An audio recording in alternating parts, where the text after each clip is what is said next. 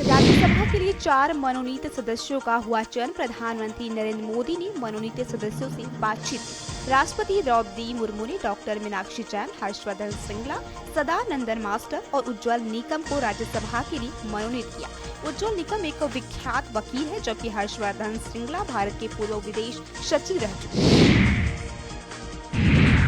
लखनऊ में समाजवादी पार्टी के अध्यक्ष अखिलेश यादव ने प्रदेश में हो रहे जलभराव और उससे जुड़े हादसों को लेकर भारतीय जनता पार्टी सरकार पर तीखा हमला बोला। कहा, सरकार की बद इंतजामी का खामियाजा आम जनता को भुगतना पड़ रहा है। अखिलेश यादव ने राज्य सरकार पर निशाना साधते प्रशासन से सतर्कता बढ़ाने की भी मांग की। प्रयागराज में डिप्टी सीएम केशव प्रसाद मौर्य ने प्राइमरी स्कूलों के मर्जर को लेकर विपक्ष पर तीखा हमला बोला। कहा, विपक्ष के पास अब कोई मुद्दा नहीं रह गया है और जनहित के मामलों से उनका कोई लेना देना नहीं है। भाषा विवाद पर भी मौर्य ने अपनी प्रतिक्रिया दी और कहा कि उद्धव ठाकरे और राज ठाकरे अब जनाधारहीन हो चुके हैं। देश की सभी भाषाओं का सम्मान होना चाहिए और किसी के साथ दुर्व्यवहार करना गलत है। लखनऊ में डिप्टी सीएम बृजेश पाठक ने कहा कि लखनऊ देश और विदेश में जाना जाता है। लखनऊ में आधा दर्जन फ्लाईओवर का निर्माण हो रहा है। आने वाले समय में देश में लखनऊ नंबर 1 बनेगा। लखनऊ का हवाई अड्डा दिल्ली से भी बढ़िया है और यहाँ वर्ल्ड क्लास हवाई अड्डा बना गया है। गोमती नगर का रेलवे स्टेशन बेहतर व्यवस्था वाला है। डिप्टी सीएम केशव प्रसाद मौर्य ने सपा पर एक बार फिर तीखा हमला बोला है। कहा कि उन लोगों ने राम भक्तों पर गोली चलवाई थी, जबकि आज भाजपा सरकार सभी पर फूल बरसा रही है। सपा के पास अब कोई मुद्दा नहीं बचा है और 2027 के चुनाव में वे खाली हाथ रहेंगे। वहीं सपा कार्यालय के बाहर लगी एक नई होर्डिंग। इस होर्डिंग में हम भी हैं पीडीए वाले ब्राह्मण लिखा। इस होर्डिंग को सत्यम वाजपेयी और विश्वास द्विवेदी द्वारा लगाया गया है। इसे 2027 से पहले ब्राह्मणों को पार्टी से जोड़ने की कवायद के रूप में देखा जा रहा है। लखनऊ बना देश का तीसरा सबसे साफ शहर। स्वच्छ सर्वेक्षण 2024 की सूची में लखनऊ ने 41 अंकों की छलांग लगाते हुए तीसरा स्थान हासिल किया है। इस उपलब्धि पर राष्ट्रपति द्वारा सम्मानित किया जाएगा। लखनऊ नगर निगम को यह अवार्ड 17 जुलाई को नई दिल्ली में दिया जाएगा। स्वच्छता की इस रैंकिंग में अहमदाबाद ने पहला स्थान प्राप्त किया है, जबकि भोपाल दूसरे स्थान पर है। लखनऊ में रक्षा मंत्री राजनाथ सिंह ने कहा कि उत्तर प्रदेश में कानून का राज है और पूरे प्रदेश में विकास की लहर है। देश की सुरक्षा में यूपी का खास योगदान है। अब कोई भी बदमाश सीना तान कर नहीं चल सकता।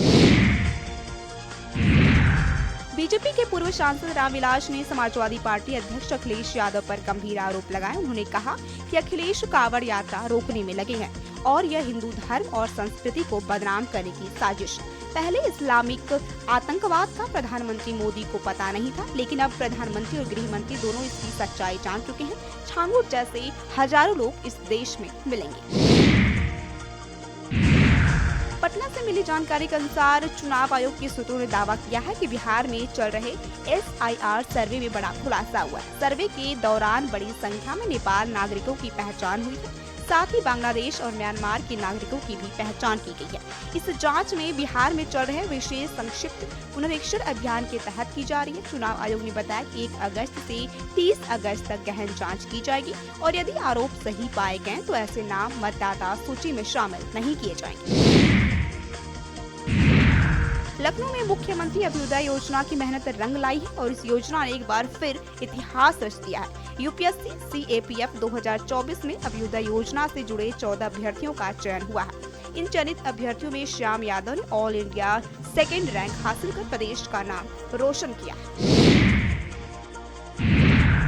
औरैया जनपद के अजीतमल कोतवाली क्षेत्र से एक चौंकाने वाला खुलासा हुआ, जहां एक युवती ने धर्मांतरण और धोखाधड़ी के गंभीर आरोप लगाए हैं। पीड़िता का कहना है कि मेराज नामक युवक ने रुद्र शर्मा बनकर उससे दोस्ती की और बाद में छांगुर बाबा से उसकी मुलाकात करवाई। 2019 में लखनऊ में उसकी मुलाकात बाबा से करवाई गई थी और मां को पिता की शराब छुड़वाने के बहाने वहां ले जाया गया था। आरोप है कि वीडियो कॉल के जरिए उसका धर्मांतरण कराया गया और मेराज ने नाम छुपाकर उससे निकाह भी किया। इतना ही नहीं, उसने वीडियो बनाकर युवती की बहन से शादी करने की योजना भी बनाई थी। मामले में पीड़िता के पिता अरविंद ने मेराज की हत्या कर दी। छांगुर की अवैध धर्मांतरण के सिंडिकेट पर बोले पूर्व डीजीपी बृजलाल, कहा भारत में नेपाल सीमा बहुत सेंसिटिव है। मैं उत्तर प्रदेश एटीएस का फाउंडर रहा हूँ। मैंने कई कार्रवाइयाँ भी की हैं। केवल इन सब का एक लक्ष्य है, ये लोग भारत को इस्लामिक देश बनाना चाहते हैं। लखनऊ में छांगुर की अवैध धर्मांतरण सिंडिकेट से जुड़ा बड़ा मामला सामने आया। बीते 2 वर्षों से यूपी एटीएस छांगुर की तलाश कर रही थी और पिछले साल बलरामपुर के मधुबन में मुकदमा दर्ज कराया गया। इस मामले में पीर साहब, नसरीन और महबूब के खिलाफ केस दर्ज किया गया। जांच में सामने आया कि विदेशी फंडिंग की मदद से सभी आरोपी लग्जरी जीवन जी रहे थे। छांगुर अपनी कोठी को ट्रेनिंग कैंप की तरह इस्तेमाल करता था। एटीएस और लोकल पुलिस की संयुक्त जांच में खुलासा हुआ कि वह पिछले 4 सालों से अपने परिवार समेत अन्य 40 लोगों के साथ माधोपुर में चांद औरया दरगाह के पास रह रहा था। पटना में आरजेडी नेता तेजस्वी यादव ने बिहार में चल रहे मतदाता पुनरीक्षण अभियान पर तीखा हमला बोला है। उन्होंने आरोप लगाया कि 80% फॉर्म फेंक दिए गए हैं और चुनाव आयोग की प्रक्रिया में भारी खामियां हैं। तेजस्वी यादव ने इस मुद्दे पर चुनाव आयोग से जवाब भी मांगा है। लखनऊ में कैबिनेट मंत्री संजय निषाद ने तीखा बयान देते हुए कहा कि जो लोग उन्हें फ्रॉड फादर कह रहे हैं, जनता समय आने पर उनसे हिसाब लेगी। उन्होंने आगे कहा कि निषाद आरक्षण को लेकर लगातार बैठकें की जा रही हैं और निषाद समाज को अनुसूचित जाति में शामिल करने की मांग भी की जा रही है। संजय निषाद ने ऐलान किया कि इस मुद्दे को लेकर जल्द ही बड़ा आंदोलन किया जाए। मऊ में मऊ बलिया रोड को 4 लेन बनाने की मंजूरी मिली। यह मंजूरी समाजवादी पार्टी के नेता राजीव राय की पहल पर केंद्र सरकार द्वारा दी गई है। नेशनल हाईवे NH 128B को 4 लेन में बदला जाएगा। इस रूट पर 5 जगह फ्लाईओवर और रेलवे ओवरब्रिज का निर्माण किया जाएगा। राजीव राय ने कहा कि ट्रेनों की वजह से लगने वाले जाम जल्द खत्म होगा। उन्होंने बताया कि इस प्रोजेक्ट को मंजूरी दिलाने के लिए उन्होंने काफी प्रयास किए। मेरठ में कांवड़ यात्रा को लेकर स्वामी यशवीर के बयान पर इस्लामिक स्कॉलर मौलाना कारी सफीकुर रहमान ने प्रतिक्रिया दी। उन्होंने कहा कि कांवड़ मार्ग पर मौजूद मुस्लिम दुकानदारों को सिर पर टोपी पहननी चाहिए। मौलाना ने कहा कि अपनी पहचान छुपाने की नहीं बल्कि उसे खुलकर जाहिर करने की जरूरत है। अलीगढ़ में करदी सेना के वरिष्ठ उपाध्यक्ष ठाकुर ज्ञानेंद्र सिंह को हाउस अरेस्ट कर लिया गया। वह कांवड़ मार्ग पर मीट दुकानों की नेम प्लेट चेक करने जा रहे थे। नेम प्लेट चेक करने की सूचना पर पुलिस मौके पर पहुंची और उन्हें ITI रोड स्थित उनके निवास पर हाउस अरेस्ट कर लिया गया।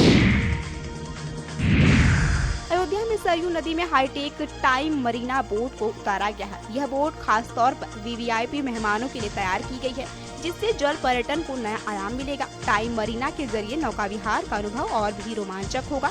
भारत समाचार ने इस बोट के चालक से भी खास बातचीत की। लखनऊ में सरकार ने राज्य की 11 विरासत भवनों और किलों को भव्य पर्यटन स्थलों में बदलने की योजना बनाई है। इनमें लखनऊ, गोंडा, कानपुर सहित बुंदेलखंड क्षेत्र के ऐतिहासिक किले के नाम शामिल है। महोबा का मस्तानी महल, मथुरा का सीताराम महल और गोंडा की वजीरगंज बारादरी का कायाकल्प किया जाएगा। सभी स्थल अपनी ऐतिहासिक कहानियों के लिए मशहूर है। इनका पुनरुद्धार PPP के मोड तहत बिल्ड, फाइनेंस, ऑपरेट और ट्रांसफर मॉडल पर किया जाएगा।